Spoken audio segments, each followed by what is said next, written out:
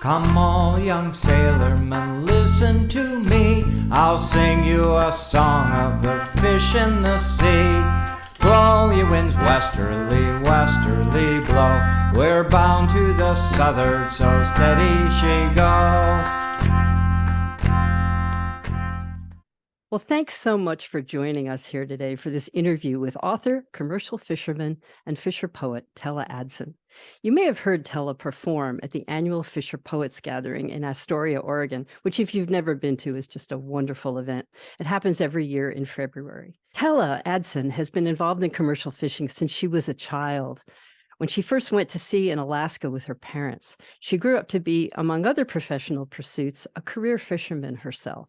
She's performed for years at Fisher Poets, and now she's written a book. So thank you so much, Tella, for being here with us. Thank you, Joanne, and thank you for your years of support of Fisher Poets. I have loved getting to know you. Oh, thank you. Likewise. Likewise. It's a highlight of my year to be able to go to Fisher Poets and to see you. I always love when I get to see you perform. It's just lovely. Now, I've read your book.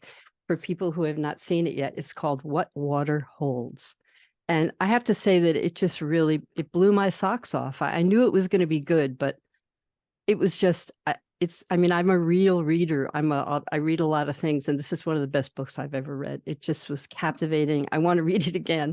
So I've always been a fan of your work, and I love hearing you perform.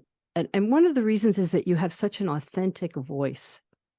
I mean, it's really compelling to hear you talk about commercial fishing from the perspective of an experienced professional, a person who's a committed activist, an environmentalist, a conservationist, and you're also a woman working in a field where most of your colleagues are men, and that's a dynamic of its own. So this is a lot to share and unpack in one book, and you just do it so well here. I mean, we are right there with you. So I wanted to ask you to give a reading from What Water Holds. Yeah. But first, can you first just tell people who are watching or listening what the book is about? Yeah. Thanks, Joanne. That is a whole lot of love to start with, and I appreciate it enormously. The book is a collection of essays that were primarily written over the past decade of Fisher Poets gatherings. They haven't all been shared at Fisher Poets, but primarily.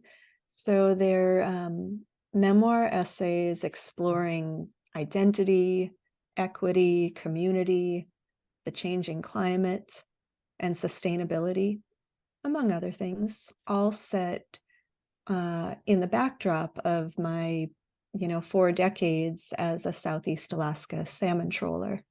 Wow. Yeah.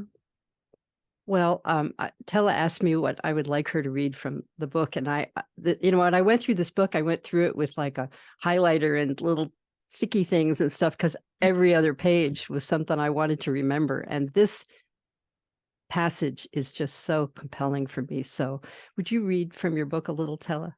I would be delighted to, and I so appreciated your willingness to identify what to read, because I think that's a kind of fascinating way to guide our conversation. Oh, great.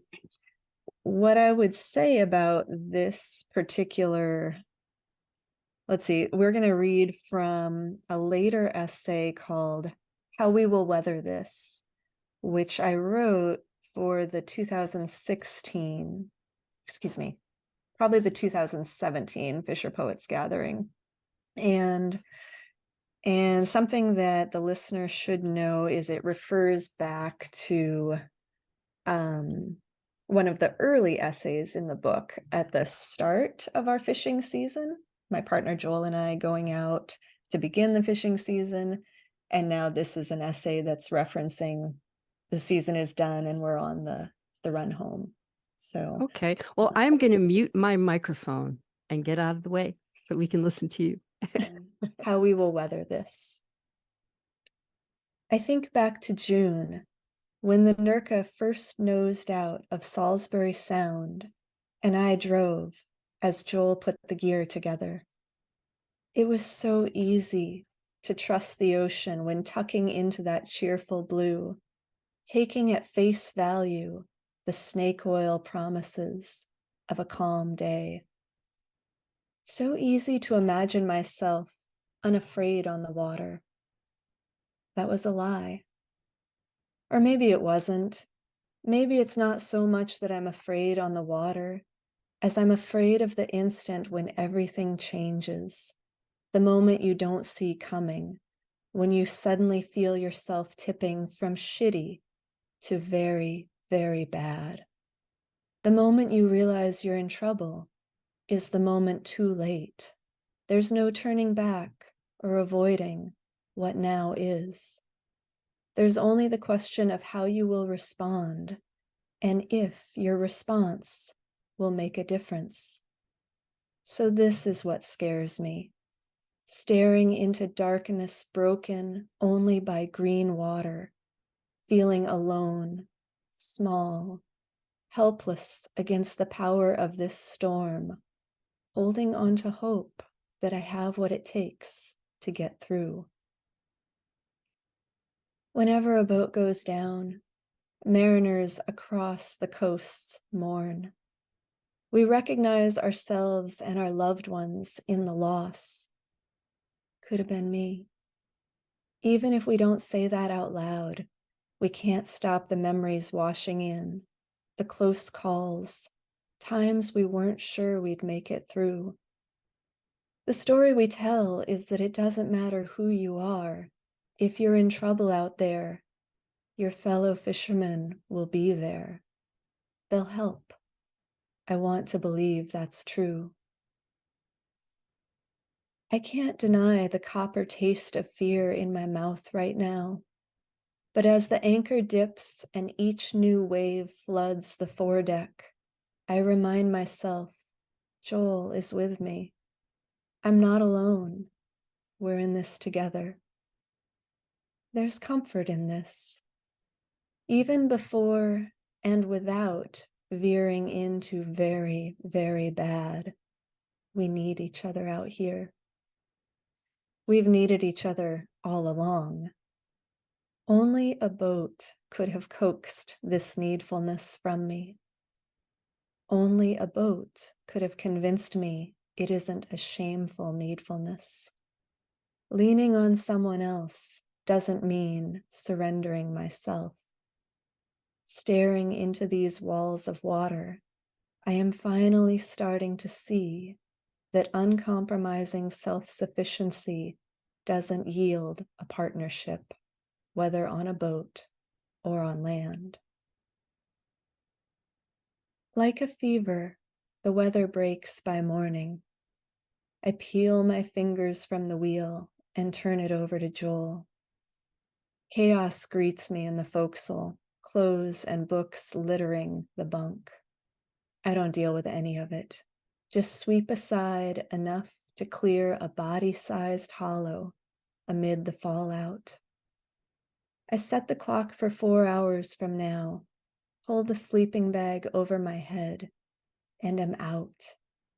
If dreams come, they don't stay. They might be salmon, flashes of silver darting through my unconscious. If I could drag myself up from the murky depths, I'd swim to them, to the soft, formless space between asleep and awake.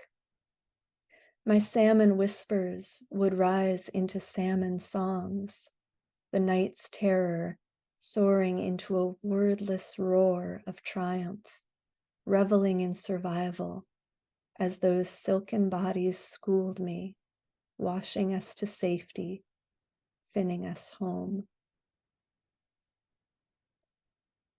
Wow. Thank you so much. I love that passage. Thank you for the invitation. Boy, that is just such a powerful segment there, section, passage, but it's the whole book is like that. I mean, for anybody who hasn't read this yet, you were in for a treat. So when I was listening to this, I'm a recreational sailor, you know, so and going out on the waters here, I mean, I grew up sailing on the East Coast where it was a little more protected, but here I mean, the lower Columbia is not anything to be trifled with, and where you are probably even more so. So this whole thing just brings to mind for me something that I think about quite a bit with regard to fishermen, of how vulnerable you Mhm. are when you're out, when anyone is out on the water, and how much, every time we sit down to a meal of fish, we are benefiting from people taking that risk. And so you handle that vulnerability for weeks and weeks on end out there, and for a whole, so I mean, you've been doing that for years. So can you talk more about that, the vulnerable quality of being at sea? Yeah, yeah, I can. It's a funny thing about we normalize what we know, right? All of us. And so for both Joel and I on the Nurka, we both grew up out there. That he was on the boat when he was 2 weeks old. I was 7 years old. And so the elements of risk are just woven into your normal life. And that doesn't lessen them. But I mean, in some ways, I worry that it can when you get a string of years going where the bad thing hasn't happened. And, do we get overconfident? Do we still attend, as mindfully to our safety drills as we should? Um, some some of us do more than others, but it's a consciousness that is always there. It's a mindfulness of watching the weather and knowing that you can still be surprised. Hmm. Well, what came to mind for me as I was listening to you read, and when I read it in the book, was the Mhm. experiences I've had of being offshore on a boat or a ship where you can't see land. Mhm. And, at some point, I would look around and say, wow, this boat is all that, or this vessel is all that's Yeah. protecting me from like hundreds of feet down. Mhm. And, Isn't that and a so, wild recognition? yes. And I thought, and so there's that thing of, well, what do I do if it sinks? And so it's kind of like the way I feel about getting on airplanes. It's like, I Yeah. should have really made the decision to not go before I got on. Because once you're out there, You're committed. there's no point in panicking, Mhm. so I think for people on land, I'm not sure. I mean, there's that whole concept of situational awareness is so ever Mhm. present in your work, because you can't, I mean, I know that we're all human and people do daydream and fall asleep, but I Mhm. mean, your job really requires you to be to pay attention more, I think, than most. Would you say that? I think yeah, both are the the job part of it, like the making a living part of it, is all about being attuned to your surroundings and paying attention. And the survival part of coming back safely Yeah. is equally paying attention. So I think that's probably a huge thread of um what I love about our fishing time, is because it is that heightened awareness and being present with your surroundings in a way that for me is really hard to achieve on land and in daily life. Well, so that's my next question is, I think of you being out at sea in this very unusual environment, and then you're back on land. I mean, that's the other part of it. And so can you compare the two experiences? Because there are a lot of people who will never be at sea ever. Maybe Yeah. they'll go on somebody's boat for a day, but Mhm. your visceral sort of impressions of being on land as opposed to being at sea, Mm, how do they compare for you? yeah. I would be really interested to hear from land folks, the folks you're talking about who don't get to go out to sea or don't choose to, who are able to find those pockets of quiet and presence in their land life, because I know that those people exist and I don't know how they do it. Um, for me, coming back at the end of a season it's all scale and speed and sound and those contrasts. On the one hand, being 40 miles offshore on the Fairweather grounds, in the Gulf of Alaska, trolling for salmon, we are so aware of our insignificance as two people on one 43-foot boat. And if you can see land that day, what you're seeing is the 15,000-foot Mount Fairweather and its range, and just welcoming that insignificance of ourselves, like feeling reassured by the vastness of nature. We're just a speck in that, and how much of what weighs me down on land doesn't seem to matter in that moment. Wow. You know, for me, the relief of being on the boat is so much about being unconnected. You know, our phones turn off and go in a drawer, and we don't have service, and I don't worry about that inbox or any emails or all of that. And that is an incredible kind of privilege Yeah. these days. Yeah, it's a gift. Yeah. You know, the boat goes 7 knots at full speed on the long journey home, and then we tie up the dock lines and get in a car and are on I-5 at 60, 70 miles per hour. And that's just like that. It's astonishing. Well, so let's talk a little bit about you as an author. You know, it's sort of a cliche to say that I'm writing a book. You know, I've said it, and I haven't written one yet.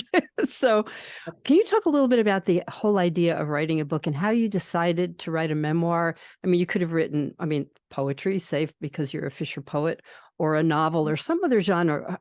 Why why memoir? Well, I would first like to revisit your book, and you saying that you will write one. That is enough. Like saying it, and you don't know the clock. You're not done. So I'm still counting on your book. I was saying for mine, in answer to your question, this has been about a 13-year journey, and this book is not the one that was at the beginning of that journey. For forever, for a long time / forever, I told myself and anyone else that I only had one book in me, and it wasn't this one. Like, I didn't even see this one on the horizon. It was a memoir, and it was set in Joel's and my fishing season, and kind of the nature of our journey, and relationship and family stuff. And that book didn't come to be at this time. And for a long time, like for a good chunk of years, that put me off writing entirely. Like the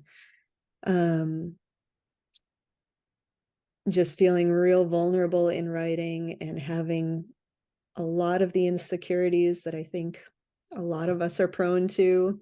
Sure. And not thinking I knew how to do it. And the one place that kept me tethered to writing through that those desert years was Fisher Poets, where if I didn't write a single other thing all year long other than like fish emails and business stuff, I would write something for Fisher Poets, and I would write something new, and I would think about what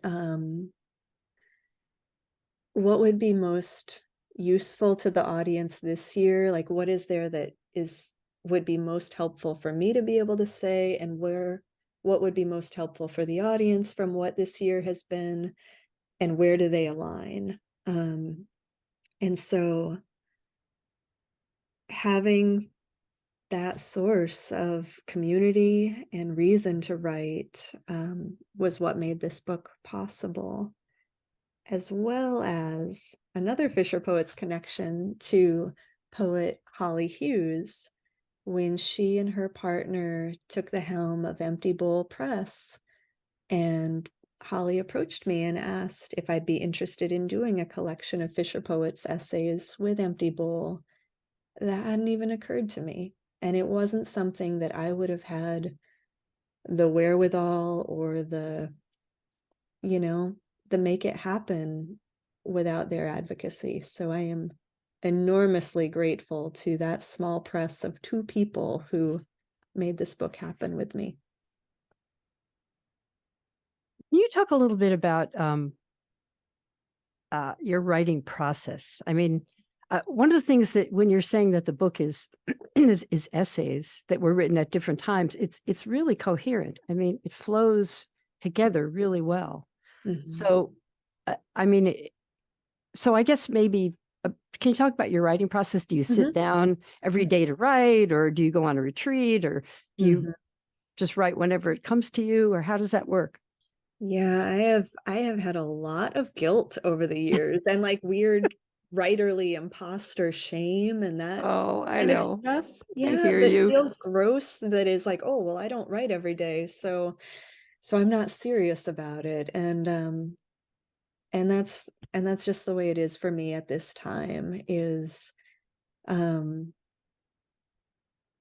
one of the things that I really love about writing, a thought about writing, is from author Pam Houston, where she recommended keeping an eye out for the things that glimmer at you. Like you're going through your day and you see this piece of graffiti, or you have this conversation with a parent or a stranger, and there's a little glimmer around the edge of that you're like, I'd better write that down.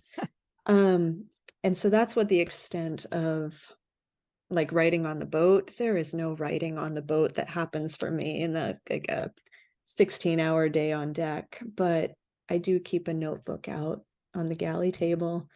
So if I get a minute to scribble something down, then that can be, revisited later. Um,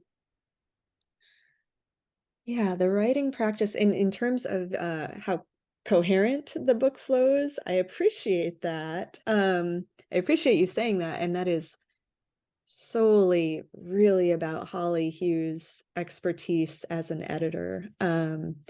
We came into this together with we both had a list of which essays we were interested in seeing in a collection, and our lists were very compatible, and there was just a little shuffling that we did about which ones she wanted to see and which ones I wanted to fit, and what belonged in this. And then we talked about that it didn't make sense for it to be a chronological layout, as far as, oh, I wrote this piece for the 2012 Fisher Poets, just on down the line, but where did they line up in terms of theme and story?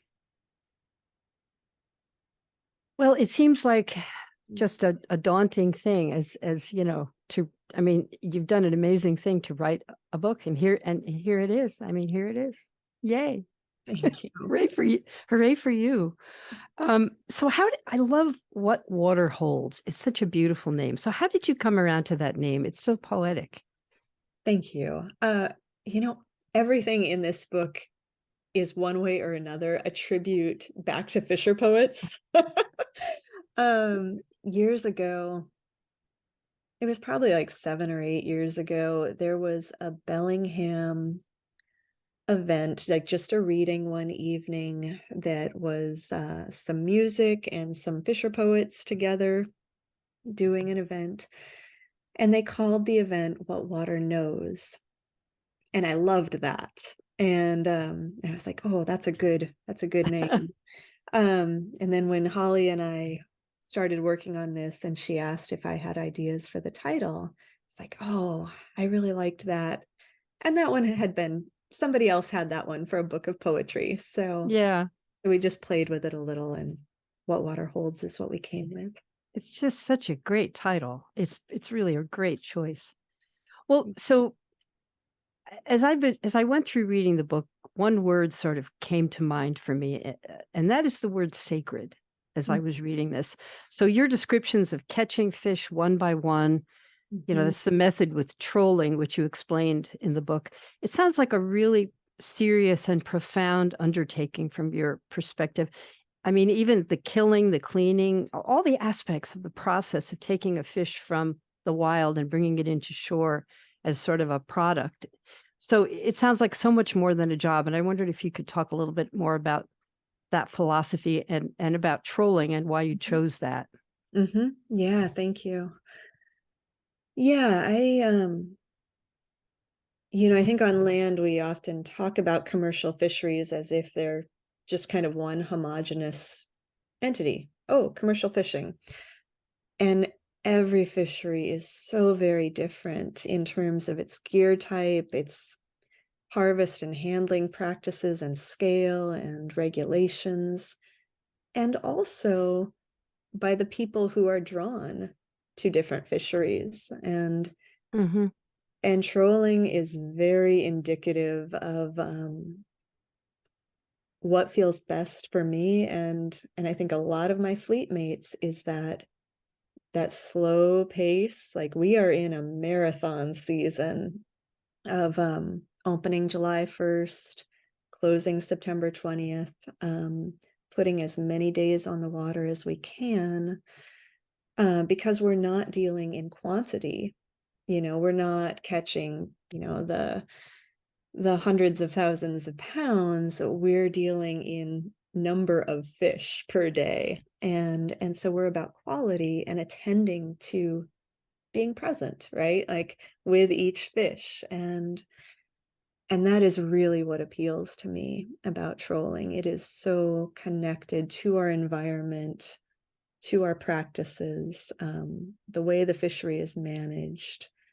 And, there's a lot of introspection that happens as you're on deck cleaning fish, and you get muscle memory. And so there's a lot of time for your mind to just go where it goes, and sleep deprivation helps with that too. So that Wow. suits me. So your writing voice and your voice as a person, I've heard you perform many times over the years. You are just so immediate and present. I mean, and that is something that, I mean, that's why we meditate. That's why most people struggle to be in the same room with what's going on with them at any given time. I do. And I know it's a universal lament that we're not present, and our phones make that easier to just dissolve into away from the present. So, as readers in this book, I mean, one of the reasons why this book is so wonderful is we are just right with you. I mean, I was not anywhere but right in this book when I was reading it with you. And it was just a wonderful experience, because it's really great to be present when you can pull it off. And you seem to do it a lot. And so I wanted to, how do you maintain that ability to be present in such a distracted world? I mean, how do you do that? I mean, this isn't the way that when we were kids learning to write, for instance, this isn't the way we were taught to write. We were taught, like, introduction, middle, and end, and the essay writing thing. So how did you find your voice, and how do you stay present? I guess those are two questions. I wish I don't know that I do. I think fishing and the boat time is both an enormous gift and a crutch that I rely on real heavy to get that bolster of presence time, because it's it's embedded in the experience there. And so then to find it on land, is there a carryover? It's hard. I mean, I think there is some carryover, like, just by the nature of the years and the seasons, that I know that I feel best when I'm on the boat and on the water, and where are ways that I can incorporate that on land. And in writing, performing is a huge help, I think, for learning how to write, like how to deliver a story, which it's also very, very scary for a lot of us. Like, we may seem very present on stage, but maybe you didn't see me out in the alley before I went on chugging a bottle of kaopectate, like, to calm the stomach. Because you know, like I was a very, very shy kid. I'm terrified of being seen, putting yourself out there, and also taught, like raised on like a that it's better to have a low profile and not draw attention to yourself. So these things are really in conflict, like putting yourself out there in personal stories of a book and believing that that is of value. Like, why do it, right? Like, why do the scary thing or the risky thing? Yes. And like Maisie Hermanson, you know, one of my favorite fellow Fisher poets, has talked about the terror, you know, of getting up on stage and doing this, but that it's an addictive kind of terror because, and it's not that way for a yay, look at me kind of thing. It's like, oh, I feel closer to you. I feel a connection with people that where I felt more alone before without this. So when I can look in an audience and see the friendly face and recognize that they are with me on this, and that even if they don't go to see or ever have that experience, they can find some universal human sharedness in that. That's what is the value for me. Does that Well, answer? yes, that's a great answer. And I think that audiences are craving that sense of connection too. Mm-hmm. So they, I mean that one of the most wonderful things about Fisher Poets is how vulnerable people make themselves when they go up on stage, and it sort of lets us all be more Mm-hmm. human. You know, it's not all produced and, you know, perfect, and that's lovely. I mean, that is one of the most beautiful things about it, is how human it is and how we all are that way. Mm-hmm. So I wanted to ask you about being a performer as opposed to being an author. So, Mm-hmm. you know, you're writing and writing and writing, and kind of it is sort of remote from people. And then the book is out there, which is a very different experience from performing. So I wanted Mm-hmm. to ask you whether one process feeds the other in any way, Mm-hmm. or how you feel about writing for a book compared to performing. Yeah, that's a great question. I had to learn that because when I started coming to Fisher Poets, I didn't know how to write for the stage as opposed to writing for the page. And I didn't understand yet that there was a difference between the two. That what would work for people reading at home might not fly for holding their attention, you know, as a live reading. And particularly in my case and other folks who aren't writing poetry or short, punchy pieces, but asking an audience to stay with me for like a full essay of prose, that is a big ask. And I need to be mindful of their time and their attention and, you know, is this a fair ask? And what can I do as a writer to make it more inclusive of Yeah. them? Yeah, and the people who were really helpful to me in understanding that, like early on, taking a workshop from Ron McDaniel, you know, our cowboy fisher poet, and Clem Stark and Will Oh, Horniak, yeah. Yeah. Laura Messersmith-Glavin. Those are pros at knowing how to be with their audience, and it's been hard for me to come to understand, like as a naturally quiet person who would rather be like sitting back more and doing a one-on-one, like to understand that I don't have to have the big buoyant personality to still like welcome people in with me. Right. That's one of the beautiful things about Fisher Poets is we have so many different voices and styles, and they're all amazing.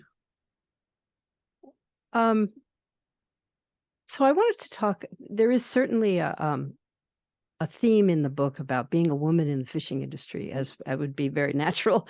And so some of the things that you describe in the book are truly harrowing, and yet they're so familiar to women in any walk of life who are reading your book, whether they're fishermen or not. So I wanted to ask you about the threat of violence in how does it shape women's experience in commercial fishing? seems like it might be a big influence. Yeah, I mean, I think it shapes our experience, and like violence shapes our awareness and our experiences everywhere we go, right? As women, and for women and non-binary folks in commercial fisheries, I think about how privileged my experience has been in its safety as a boat kid who grew up in the fleet that I have stayed in, and the fleet has changed over the years and people come and go, but like that's my home fishery, and I feel very safe, and just I feel a sense of ownership in it that is very different from, the woman who has a dream on land of coming into fishing and has to find her way in without knowing anyone and without knowing the distinctions between gear types and fisheries. Like, is she going to feel safer getting a job on a trawler where she will be one of, maybe it's just her and the captain, maybe it's just her and the captain and another deckhand, or is she going to be on a seiner with a group of like 5 or 6 people? Those are very different experiences, and so, and violence looks in like different things, right, to all of us, and one of the things, like I have had very safe and lucky experiences in a lot of ways, and I've also had experiences of just like knowing I needed to make myself small for a whole season where it was best not to be my full self. Mm. And that is an experience I think that a lot of people can have, and that crosses gender lines too, not just women and non-binary folks, but men who need to not be like, their self of admiring a sunset for being like beaten down by their crewmates. And I've heard that happen, and it's Wow. really lame. Like, we're out there in the most extraordinary place, and to be so damaged by the expectations or thoughts of what being a man is supposed to look like or has to look like, that you can't admire a sunset. Like, we can do better than that. That's I think that a lot of people have done better, that there is a lot more consciousness now for different fisheries being more inclusive places and different captains having more awareness. It's just, does the newcomer to the fleet have the good fortune of landing on that boat? Mm. Wow. Well, I think maybe in terms of just everyone being able to appreciate out loud, Fisher Poets Gathering must help with that, because there's so many expressive people who you might not, if you were to glance at them, the stereotype would be that person. Would that person think about that? But yes, they do, and yes, they do, and they're saying those things at Fisher Poets, and I love that. It's just so it's something that we all need to see, I love and that feel. too. Yeah, I'm so there with you about the space that weekend has made for people to lean in, like, oh, it's okay for me to talk about this and celebrate this or reflect on. What a gift. Yeah. Well, I wanted to just expand a little more on the sort of so one professional mariner I know who was at the top of her profession once told me that she had to be twice as good as the men she was working with in order to be considered good enough. And she was way good enough. She was so amazing. So does that resonate with you? Can you talk a little bit about being a woman in terms of the work itself and really what is still a male dominated profession? Yeah. There are definitely essays in the beginning of the book that were written, that I wrote in the early days that Joel and I were working together. And this is a roundabout answer to your question, but we got together in 2004. He took over his parents' boat at 22 in 2005, and I didn't want to come work with him because I wanted to keep crewing on other people's boats, because I didn't want to be the girlfriend on my partner's boat and that embedded power dynamic. And so and then of course, you miss the person you love and you want to be with your sweetheart. So a year later we started working together, but there was a lot of butting heads in those beginning years because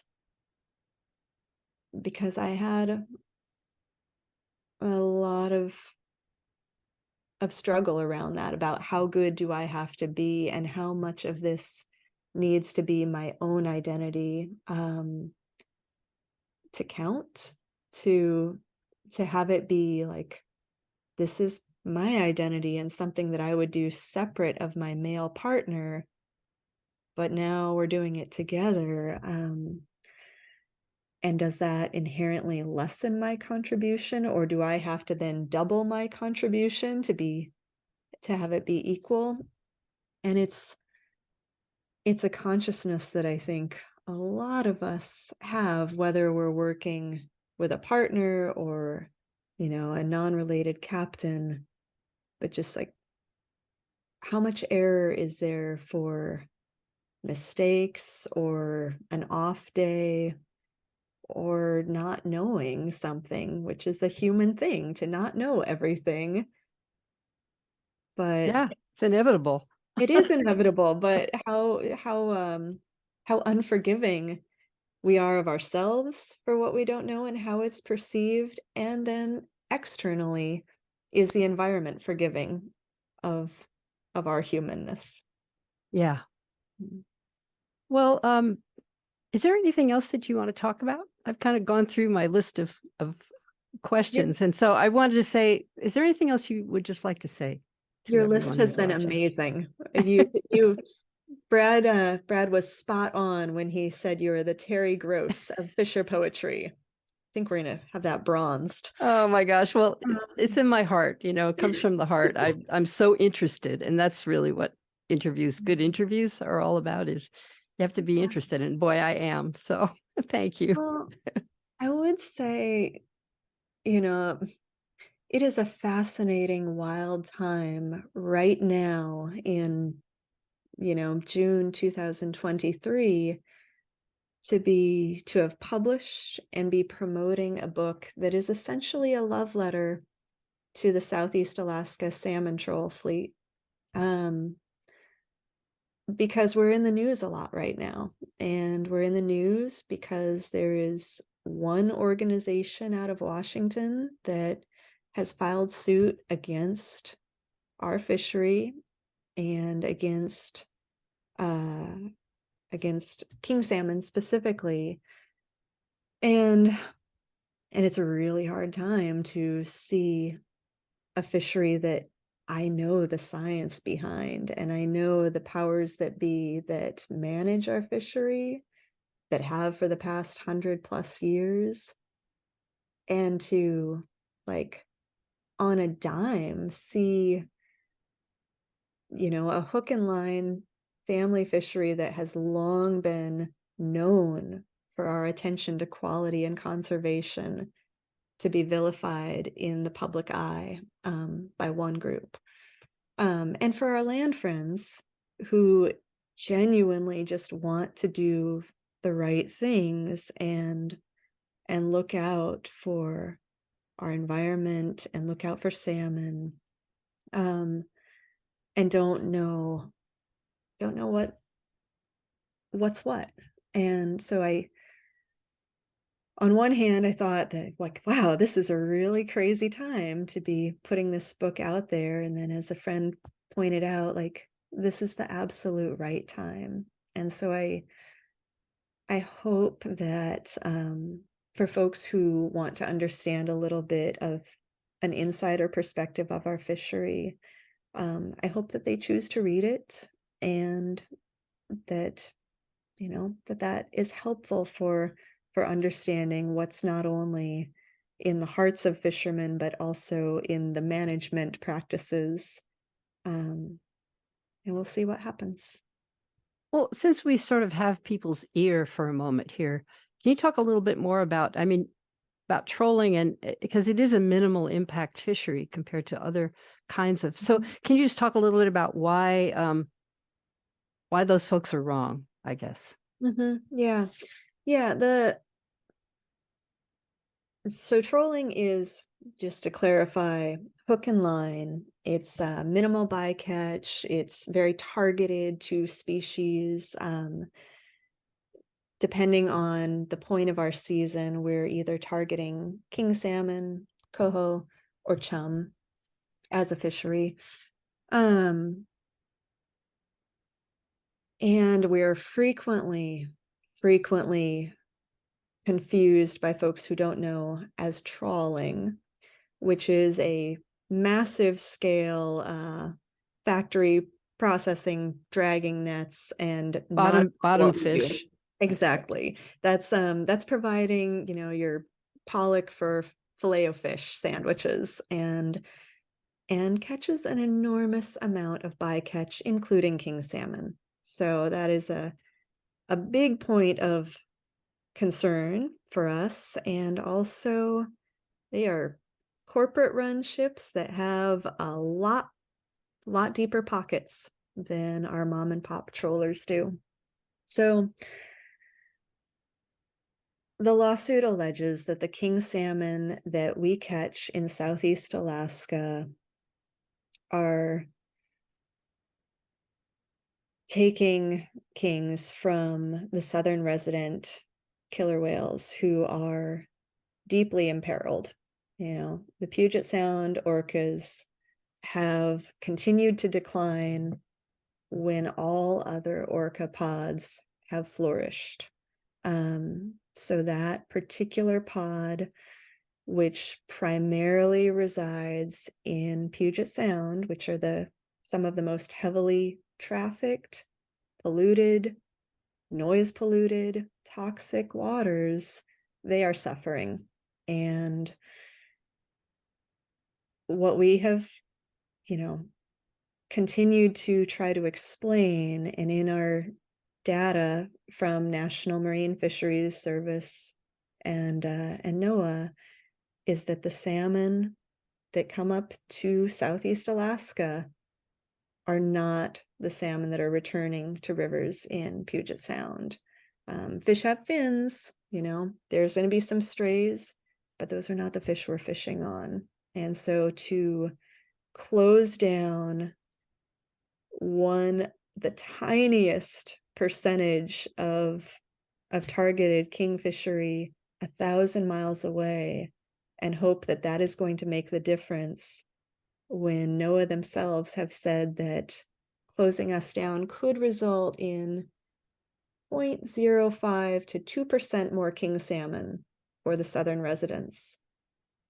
That's the difference that you're going to make, at the expense of, a family fishery, 85% of which trawlers are Southeast Alaska residents. Those are families living in small, remote communities that are accessible only by boat or plane. They don't have other job opportunities lined up. And the ripple effect to the entire community, where without trolling to support families, like when people have to move out, you lose schools. Like, you don't have public school access without enough kids. And we're thinking about that on such a full scale of what it is, not just to oh, the fishermen can find other jobs, but what happens to an entire region's communities? And at what cost, without turning the tide for the southern residents? And so, everyone loses except for one group who has done a bang up job of their fundraising efforts on, exploiting an imperiled species and people's absolutely accurate desire to help. Hmm. Well, I think that, we've also seen the salmon seasons curtailed in Oregon and Washington Yes. this year. Yeah. And if I can speak to that, Sure, absolutely. I did a trip to DC a couple weeks ago, just a very sudden impromptu trip of 8 trollers who within like 2-3 days, like, we need to go talk to our reps about this. And we represented Alaska, Washington, and Oregon residents who are all Southeast Alaska salmon trollers. And our Oregon member, he spoke to that. He said, my boat is tied up this year in Oregon. I can't fish in Oregon, and I'm okay with that because I see the science behind it. I know what's driving this closure, and we want to be, we don't want to catch the last fish in the ocean. We want to be like continuing this like generationally and the whole ecosystem of it. And if that means sitting a season out on the science of it, absolutely. And that is not what's happening in Southeast Alaska. They are different things. And all of the California and Oregon folks I've talked with, they get it. Like, it's going to be a very hard road for them, but the science is there. Well, trolling, just so for people who don't understand it, trolling is really just catching catching one fish at a time, one hook, one fish. You're not taking giant nets and scooping everything that's in the nearby vicinity or any of that, right? So can you talk a Exactly. little bit about that trolling and what it is? Yeah. I think that is one of the things that is so hard for people to understand about it, is because it doesn't make sense in, where much of our society is about mass production and quantity and scale and speed and all of this. And they're like, what? You're running a business. You're trying to make a living by putting around the ocean, dragging hooks and hoping a salmon will bite your hooks, pulling it in one by one and doing it again. And you think you're going to make a living that way. And, we do, because also people recognize that there's no higher quality of care that's provided than it is to a troll caught salmon.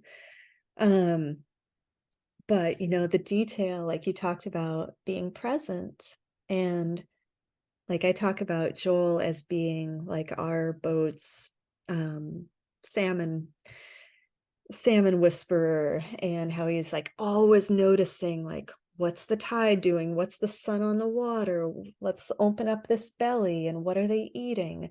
Oh, I have a lure that's just like that piece of bait fish. Let's run that and see if, that's what they want to bite today. So it's Wow. attending to every detail, which is not for everyone.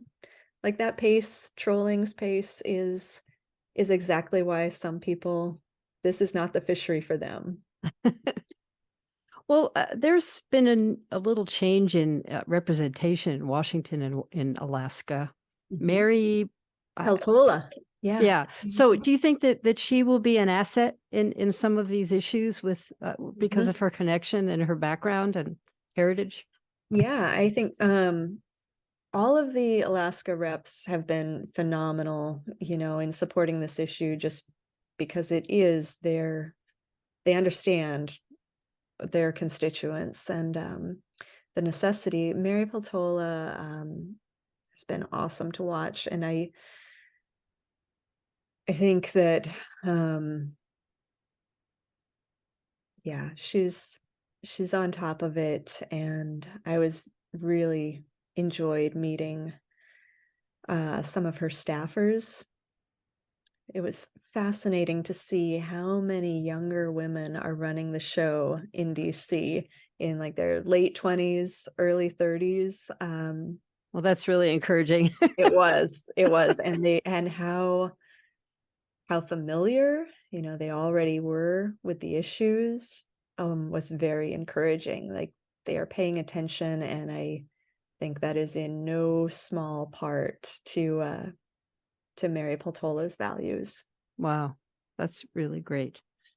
Well, is there anything else that you'd like to say? I just am so thankful to get to share this time with you and Oh, likewise. background. Yeah, thank you for hosting. Well, so I want to ask you one more question. Do you have more books in the works, or down the road, or in your head, or anything?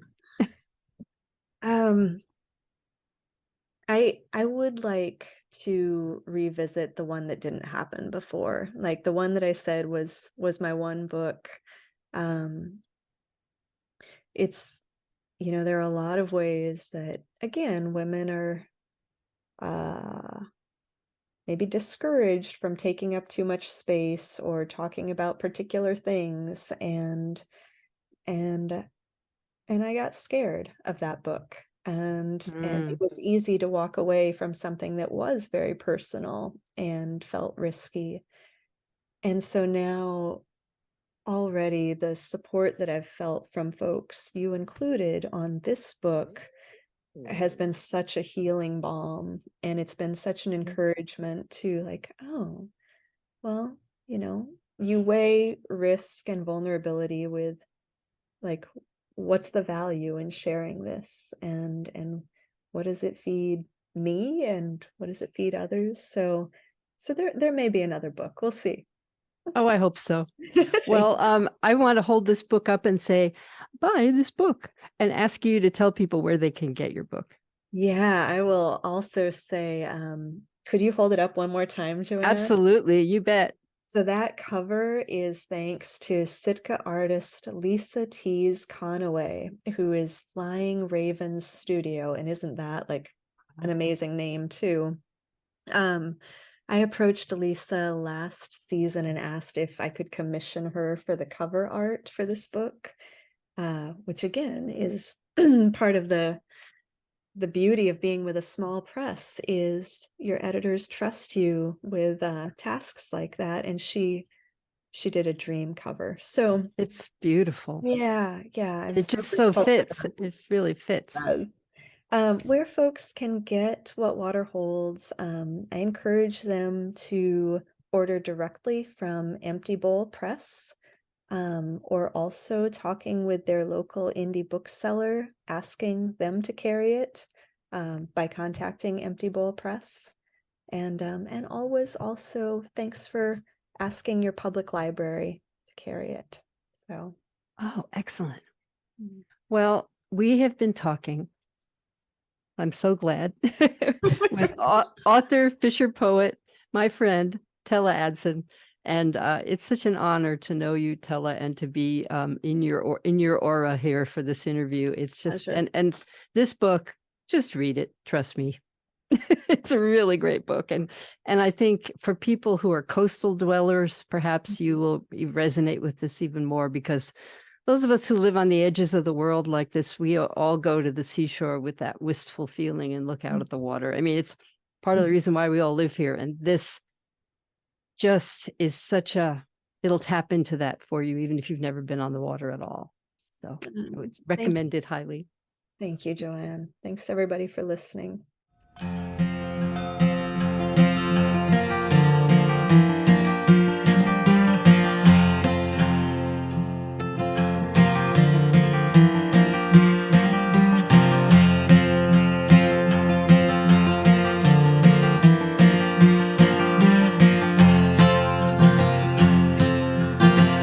Off the stern the water is churning, lobster pots are dropped into the brine. At the wheel there stands a fine lady